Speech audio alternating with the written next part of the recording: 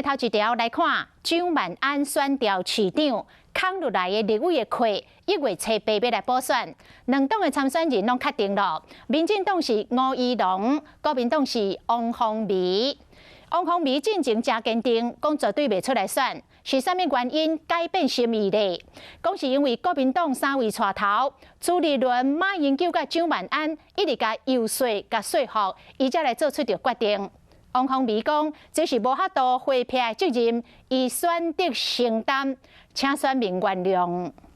事实上，我这几天的电话是接不完啊，大家所有可以想象中的，但我电话都确实接到。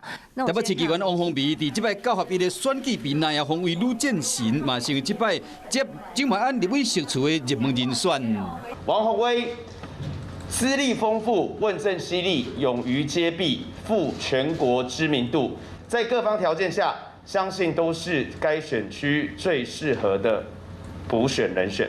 国民党早起开记者会，确定定调王凤仪出战台北市第3选区立委的补选。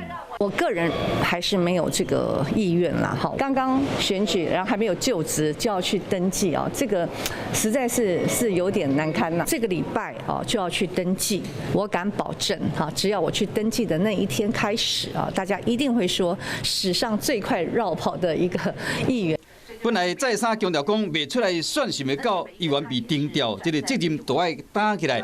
伊讲蒋万安会拍拼甲复选。我有跟那个蒋万安应该叫他蒋市长蒋委员见面，那他也是一再力劝我，那他说他会全力的辅选。那后来那个朱主席啊，或者是赵哥说，你不要再纠结了啦，就是他们觉得说，因为这一席的立委他的指标意义更重要。除了蒋万安，还包括国民党主席朱立伦、前总统马英九，拢叫伊出来选，因为对国民党来讲，这些真重要。如果这一席丢掉了，不只是蒋万安的本命区丢掉了，而是整个的立委的席次就立刻变成5-3。是讲这选完议员尔，继续要搁选立委，王凤仪嘛承认讲因翁无法度接受。